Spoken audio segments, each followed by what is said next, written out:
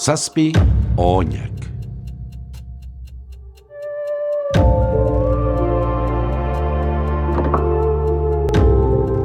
Alabazan edo ez bazan, entzun dadila naiz irratian. Historianen izenburuak nolabaite azalpen bat edo argitasun bat behar du. Zezaten badut, zazpi oinen historioa dela askok esango duze. Zer demontritza egiten ari da, ezagizen. Bueno, azalpena, zazpi oinak esan nahi du zazpi lapurrak. Hori ulertu duzue? Hori bai bentsat, ez da? Bueno, berdin dio, zazpi oinak lapurrak historia berdina da.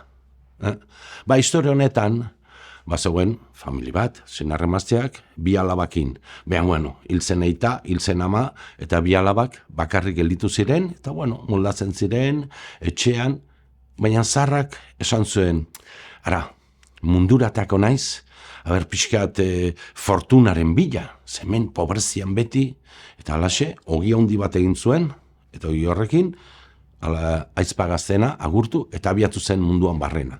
Eta joan zen goiti eta beiti eta men ara eta ona eta bidean.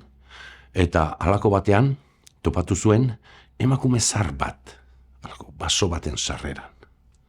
Eta emakumeak eskatu zion, ote zuen berarentza zerbait, goze baitzegoen, eta bakizuetara. Daukatan bakarra da, ogiontatik gelditzen zaitan puskau. Eta behar bada gogorra egongo da, aspaldiko da, baina bezu partekatuko dugu, eta alaxe, partekatu zuten, ogila, gogor xamarra, baina nola gaztia zen, eta baizu hortzak oraindik baituzu, jasartzen zarenean inberzu ogizopak, beste kontu da hori. Behan, partekatu zuten, eta emakumea, esan zion, nola zijoan, eta txetikatea naiz, munduan barrena, fortuna pixka bat topatzen dutan. Eta emakumeak esan zion, behar badani lagundu zeitzaket, horretan, bai, zuk ezagutzen duzu fortuna handeren hori, ez dakit behar badani izango naiz. Lertzen duzue?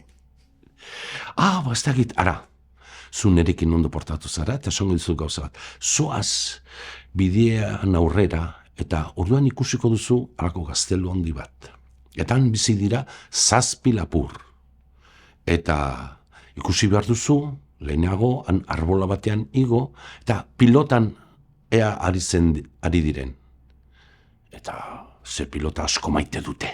Eta beti edo pilotan gora eta bera. Orduan, arbolara igo, halako makala handi bat, eta zazpiak badaude, zoaz gaztelura, eta antxe sartu, eta bere ondasun guztiak ikusiko dituzu urtetan eta urtetan lapurtutakoak. Eta az dira inorenak, norbaitenak baziren, baina lapurrak hil zituzten bidean lapurtzeko, eta orduan beraz inorrenak ez dira gaur egun.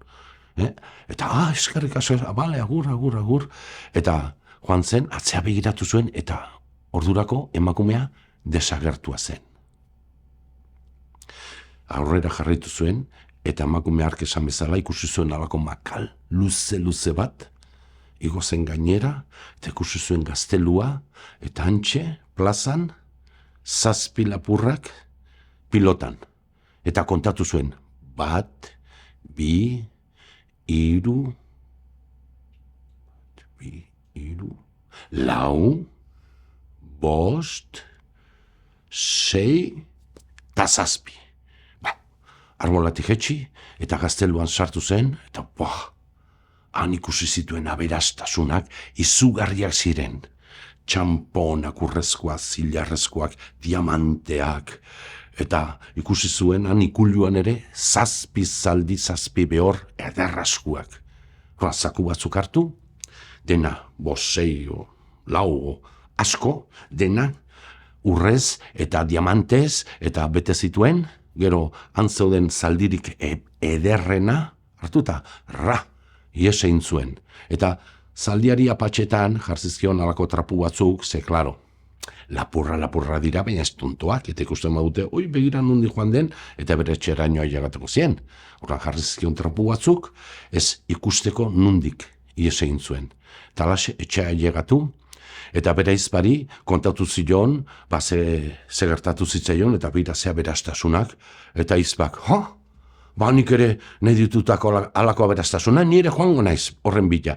Zertarako, biontzako badakagu nahi aina eta sobran. Eta ez nireak nahi ditut, eta zintzuen komentzitu, eta azkenean bere aizpak, beste ogi handi bat egin zuen, eta bidean jarri zen.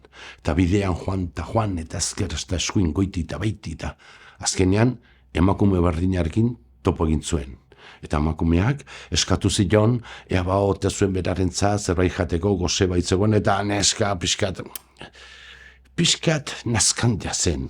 Eta eta zure zatezer, gaina oso zarra zea. Eta ospa egin zuen, eta noski, emakumea sarretu zen.